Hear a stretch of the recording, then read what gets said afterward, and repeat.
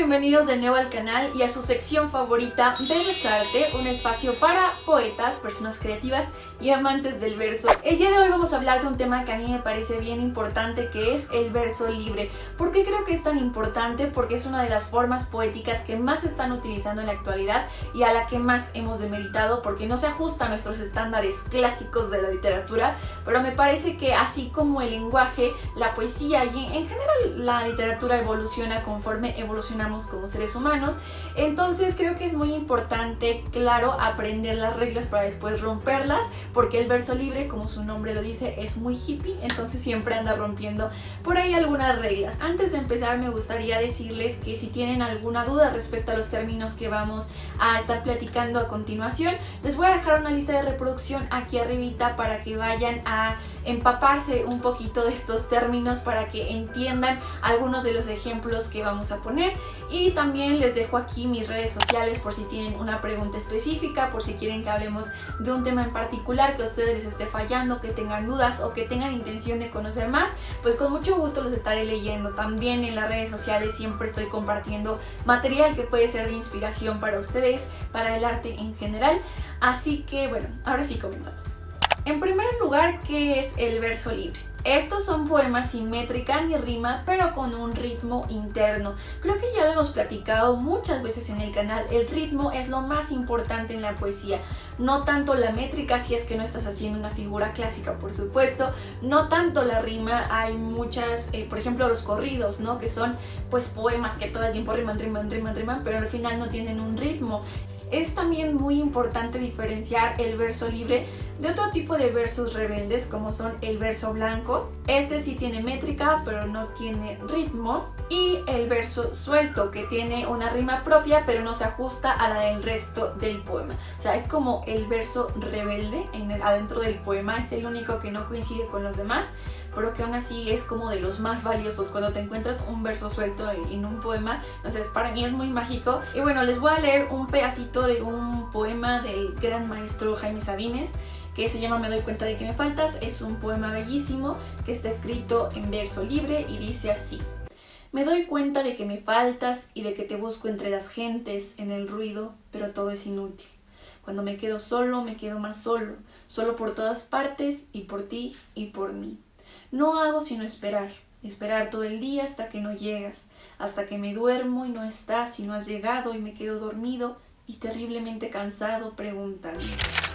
Bueno, este solamente es un fragmento, pero creo que desde ahí nos podemos dar cuenta que el texto fluye conforme fluye la lectura, que se ajusta a la respiración, porque algo muy importante que tiene la poesía es que se ajusta al tiempo que nosotros nos tardamos para tomar aire y todo lo que podemos estar hablando sin hacer pausas. Otra cosa muy importante es que hay versos muy cortos y versos muy largos. Por ejemplo, el segundo verso, y de que te busco entre las gentes, en el ruido, es un verso largo, o sea, incluso está dividido en dos oraciones.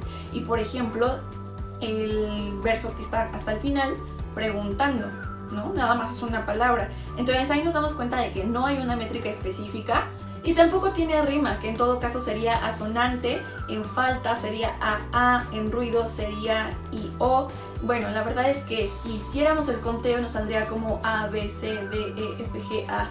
Entonces no tendría caso, sería una pérdida de tiempo, pero el ritmo, como les digo, sí se mantiene, sí fluye conforme la lectura, pero aún así no es medible. No podemos hacer esta tabla en la que vamos organizando cada palabra conforme a su sílaba tónica. O sea, simplemente no vamos a hacer ningún tipo de medición, simplemente vamos a escucharlo y conforme lo vamos leyendo nos daremos cuenta que sí tiene ritmo. Eso en cuanto a la lectura de este tipo de poemas. Pero ahora, ¿qué pasa cuando lo queremos escribir? Pues obviamente al no tener una estructura definida es un poquito más complejo que el poema salga bien, pero creo que al mismo tiempo es mucho más sencillo porque no te atas a ninguna regla, porque tienes la posibilidad de escribir más allá de lo que te permite una cantidad silábica. Quiero darles 5 tips que son muy importantes y con los que tus poemas se van a mejorar en caso de que sea tu tipo de escritura. El primer consejo: imágenes sólidas y frases fuertes. ¿Cómo se puede lograr esto? A través de la famosa prosa poética. Esto quiere decir que no vamos a escribir en versos, sino que vamos a escribir todo de corrido sin parar, como si fuera un cuento, pero claro, tratando de mantener este sentimiento y esta intención, porque finalmente si algo se está escribiendo sin intención poética, pues no va a ser un poema. Y ahora sí debes ponerle mucho, pero mucho sentimiento. O sea, todas las imágenes que son como lo que nos transmite, lo que nuestra mente se simboliza o se recrea a partir de las palabras, es lo más importante que debe tener tu texto. Para este consejo les quiero leer la segunda parte del poema de Sabines, que dice: amor todos los días, aquí a mi lado, junto a mí haces falta. Puedes empezar a leer esto y cuando llegues aquí empezar de nuevo. Cierra estas palabras como un círculo, como un aro, échalo a rodar, enciéndelo. Estas cosas giran en torno a mí igual que moscas, en mi garganta como moscas en un frasco. Yo estoy arruinado de mis huesos. Todo es pesadumbre. ¡Wow! La imagen tan sólida que tenemos a través de una frase tan fuerte como es: estas cosas giran en torno a mí igual que moscas, en mi garganta como moscas en un frasco. Todos sabemos lo molesto que es escuchar una mosca revoloteando en un espacio pequeño. Entonces imagínense todo este sufrimiento que nos provoca en la garganta del yo poético, ¿no? Cuando dice como moscas en un frasco, imagínense muchas moscas revoloteando en un frasquito y así tener la garganta, con un montón de cosas atoradas. Yo creo que a todos nos ha pasado y esta es una de las maravillas de la poesía, que el poeta te pone las palabras en donde tú no sabes explicar cómo te sientes. Bueno, pues ahí está justo estas imágenes fuertes que solamente son las que nos van a rescatar el poema, porque si está escrito como de y te amo, y te extraño, y te quiero, y te necesito, eso ya no sería un poema, son lugares comunes. Recuerden siempre huir de los lugares comunes, de las frases que ya están construidas, eso ya no nos va a servir. Lo muy importante son las frases fuertes e innovadoras. Nuestro segundo consejo tiene que ver con la repetición de palabras y con llevar el ritmo de manera intuitiva. En el caso del poema que estamos analizando, pues nos damos cuenta cómo repite muchas palabras. En caso de las primeras líneas encontramos muchas veces el solo. Cuando me quedo solo, me quedo más solo, solo por todas partes y por ti y por mí. Entonces tenemos la repetición de la palabra solo, tenemos la repetición de la palabra quedo, la repetición de la palabra y por. Tenemos 4 palabras que se están repitiendo en apenas 2 versos, pero se dan cuenta cómo esto nos ayuda a que, lejos de parecer chocante y de que sean palabras pues tan comunes que utilizamos de manera tan continua, no son cansadas, sino que nos permite como fluir finalmente en este ritmo intuitivo del que les hablo. Esta repetición de palabras creo que es muy importante utilizarla con cuidado, porque a veces cuando queremos repetirlas en versos que están no tan juntos, ya no parece que lo hicimos a propósito, parece que no se nos ocurrió un sinónimo y pues pusimos la misma palabra. Entonces, cuando vayan a utilizar el recurso de repetir palabras, procuren que sean cercanas y sobre todo que sea necesario repetirlas con significados diferentes. En estoy arruinado, después nos explica cómo está arruinado de sus huesos. Entonces, bueno, pues hay que procurar que estas palabras no sean, como les digo, chocantes, sino que nos ayuden, que sea una ventaja y no que parezca más bien una debilidad.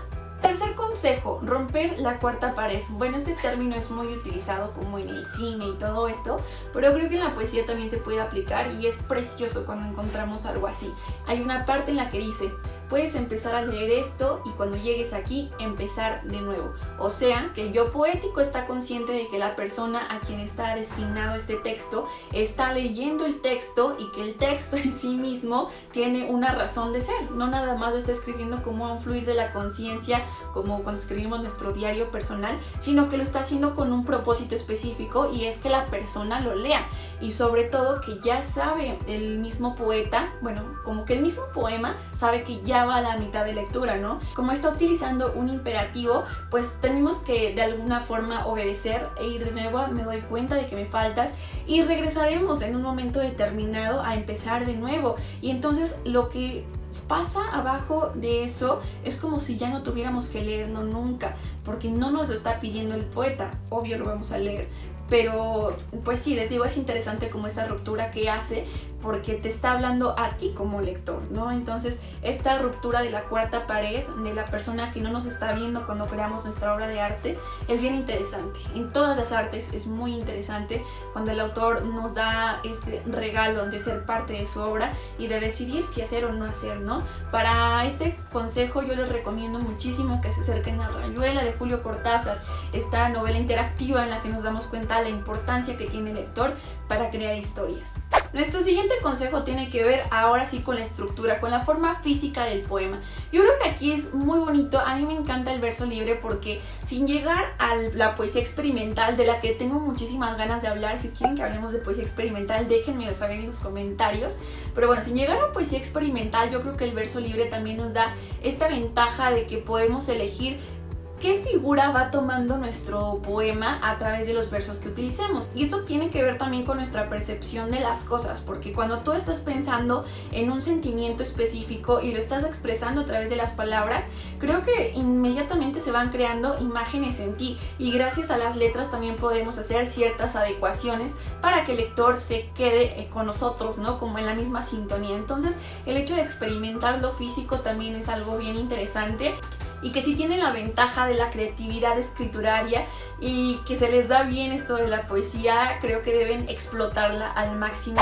Y finalmente, nuestro consejo número 5 es utilizar pocos signos de puntuación, pero los correctos signos de puntuación. Se trata de fluir con gracia, que no haya tropiezos. Y por favor, evitar los puntos suspensivos. Di lo que tengas que decir y ya, por favor. Porque muchas personas utilizan los puntos suspensivos cada 3 versos y es bien cansado. Recordemos que los puntos suspensivos significan que el poeta no quiso decir algo, que omitió, que dio por hecho, que no quiere que tu lector leas tal cual está, sino que lo interpretes. Entonces, si todo el tiempo estás utilizando puntos suspensivos, pues es como si no tuvieras en realidad nada interesante que decir, que es que mejor el lector pues termine escribiendo tu poema. Lo que sí es que utilizar las comas, los puntos, el punto y coma es primordial. O sea, yo creo que sí hay que echarnos un clavado a nuestras clases de secundaria y de primaria de cómo utilizar los signos de puntuación, porque de verdad un poema que no tiene la puntuación correcta no se lee bien, es cansada, es muy desgastante para el lector y sobre todo no tiene mérito estilístico, no tiene mérito en cuanto a contenido, así que es muy importante checar esa parte. Recuerden que a veces tampoco es necesario utilizar los signos de admiración o de interrogación.